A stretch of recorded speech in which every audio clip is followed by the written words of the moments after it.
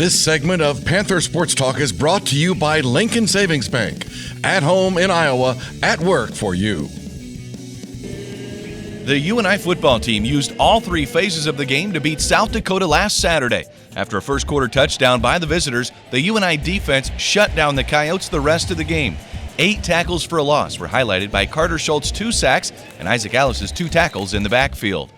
Offensively, UNI sped things up in the second quarter. Aaron Bailey led 2 UNI drives of over 70 yards that resulted in a 14-yard TD reception by senior Braden Lehman, and then a timely catch by Cody McCoy set up a 1-yard TD run for Bailey on a quarterback sneak. The third quarter belonged to UNI's special teams as Michael Schmadeke kicked a season-long 48-yard field goal and then a career-long 50-yard field goal, which pushed the final score to UNI 20, South Dakota 7, as UNI improved to 4-4. So that's how it broke down on Saturday inside the Unidome. The Panthers' 13-point win improves them to 4-4 overall. Coach, the defense really stood out to me, only allowing 187 yards in the entire game to a good South Dakota offense. I was pleased. I thought they played well, but they had the one drive they got the touchdown on. But I thought we made the right adjustments, and I thought our intensity was very good. Carter Schultz had 2 sacks, Isaac Ellis a couple tackles for the loss. Those two really leading that front 7 defensively, aren't they? Well, right now we put them on both of the defensive ends, and I say they're holding their edges right now and doing a good job of creating the pocket that we need. About some of those young guys. Preston Woods, he had a quarterback sack on Saturday. You got some young guys filling in and playing nicely. Well, right now the defensive front is playing well. I think Coach Pop has really got those guys in the right direction.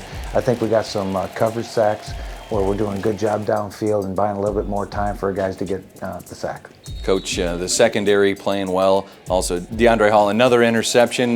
Really, all 4 guys played well on Saturday. They did. They're an older group, and they know their time is limited right now, so they're making the best use of their time.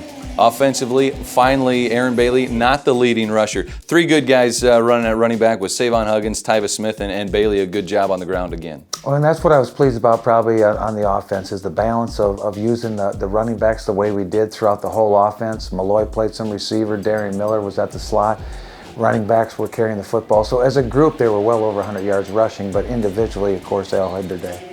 And then Aaron Bailey spreading the ball around. 7 different wide receivers hit. Braden Lehman with a touchdown, and some guys getting some big receptions. Well, we emphasized last week the passing game. Really felt we need to make the biggest improvement in a couple days of practice and getting ready for the game. Felt that if we emphasized that phase of the passing game that we could improve the most, and I think we did that, and Aaron did a nice job. Aaron had a new career high passing yards with 231 yards.